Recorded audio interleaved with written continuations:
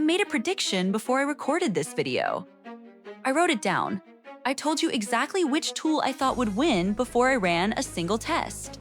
Then I spent a full day running 5 real work tasks through all 3 of them. Tasks I actually needed to finish, not demos, not tutorials, real work. And before I show you the results, I have to tell you something first. I used one of these outputs in real life. Before this experiment, I trusted it, and it blew up my working relationship with a colleague for a week. Here's what I predicted, here's what actually happened, and here's what I sent and what they said back.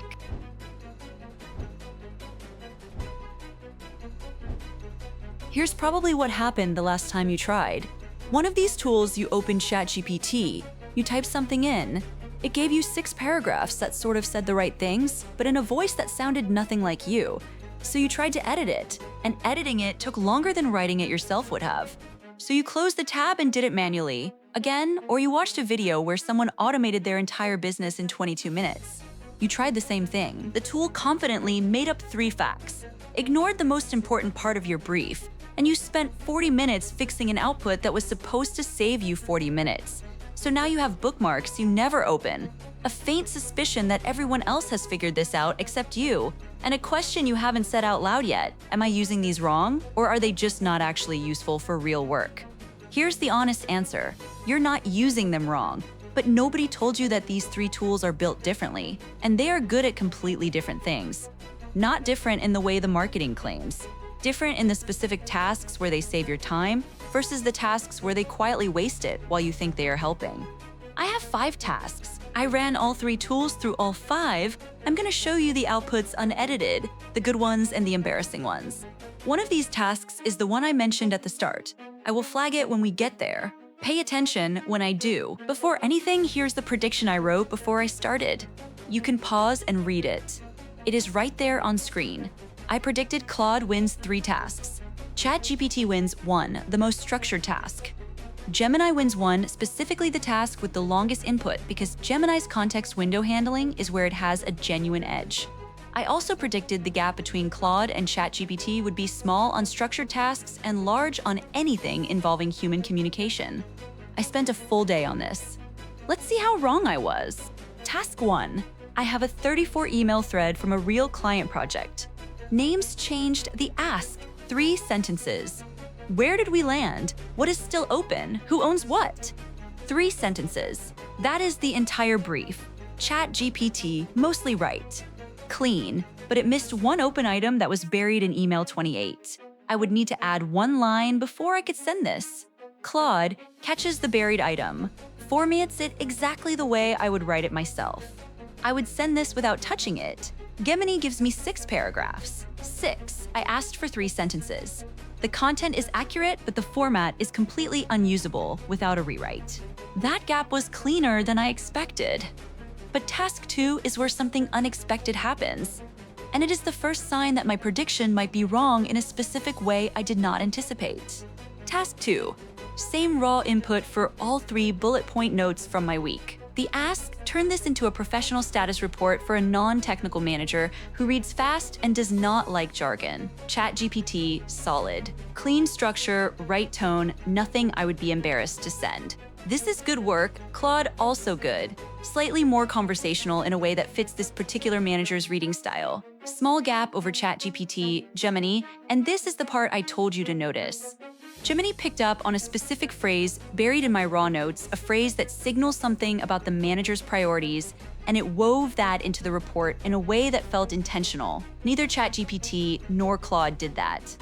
I'm giving Gemini this round, but here's what this means for my prediction. I said Gemini would win the longest context task, the 34 email thread.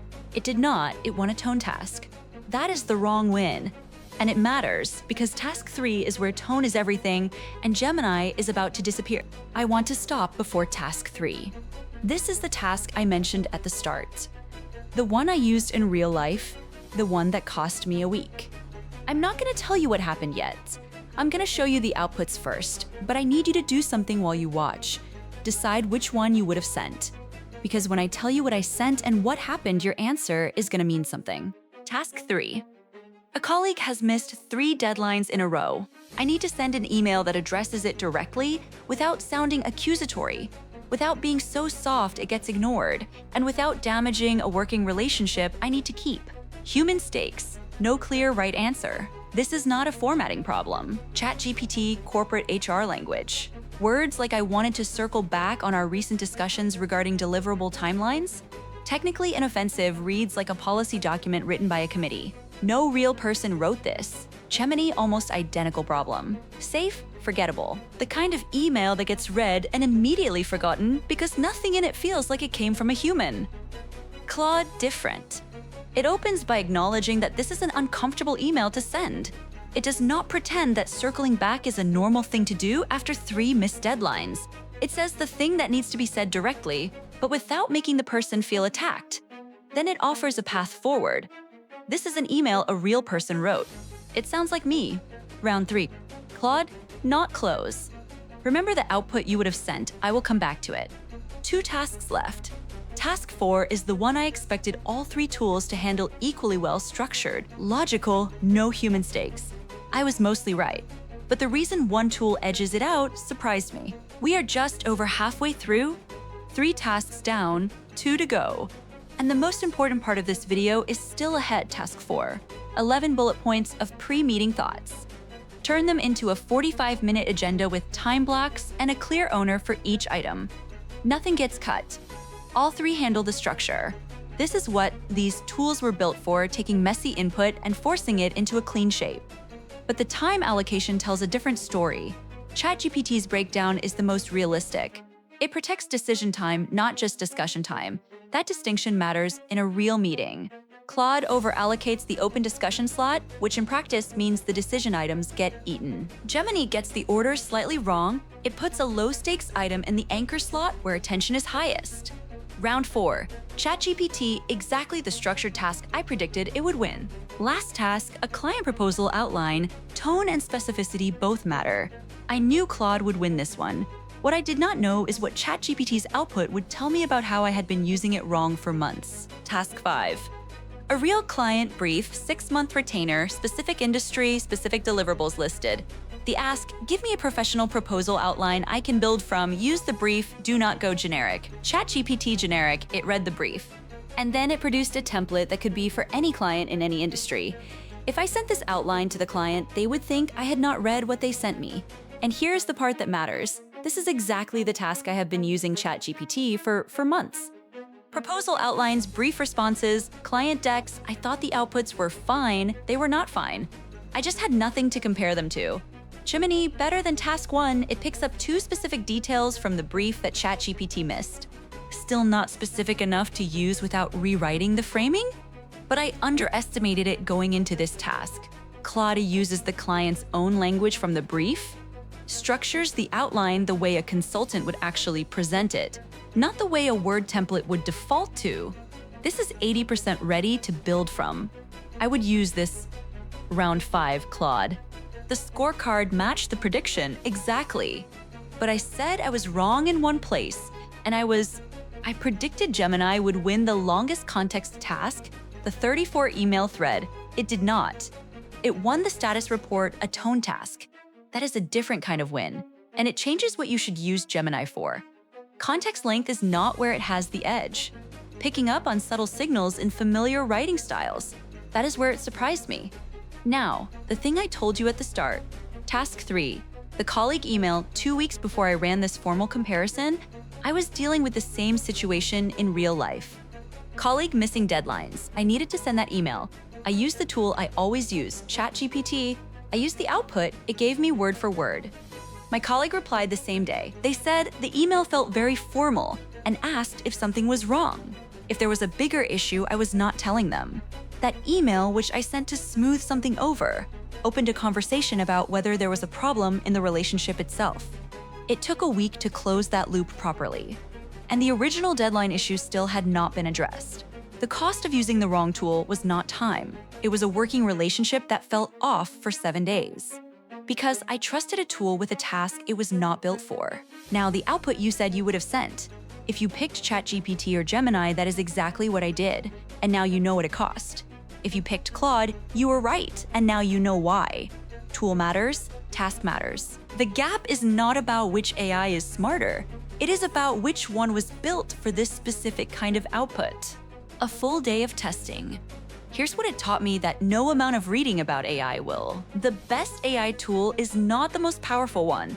It is the one that needs the fewest corrections. Speed is not how fast the output generates. Speed is how fast you can actually use it. Claude won Task 1, not because it is smarter, but because its output required zero editing. ChatGPT was 95% right and still needed a correction before it could be sent. That 5% is the entire cost. Task 1, Claude caught the buried item in email 28. ChatGPT missed it. One missed item equals one edit equals you're back in the loop you were trying to escape. Tone is the last thing AI learns and the first thing that gets you in trouble. Structure is easy to fix. Tone is invisible until it damages something. ChatGPT and Gemini both produced accurate content on Task 3. The content was not the problem. The register was wrong, and that is something you often cannot see before you hit send. Task 3, very formal. 1 week of a strained working relationship, the email said the right things.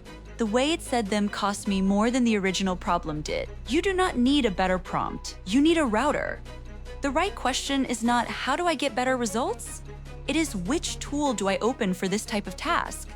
Claude for anything with human stakes. ChatGPT for structured, logical outputs with clear formatting rules. Gemini when your input carries subtle context signals. That routing decision is worth more than any prompt technique. Task 5. I had been using ChatGPT for client proposal outlines for months. When I said it read the brief and gave me a template anyway, that was not a one-off failure.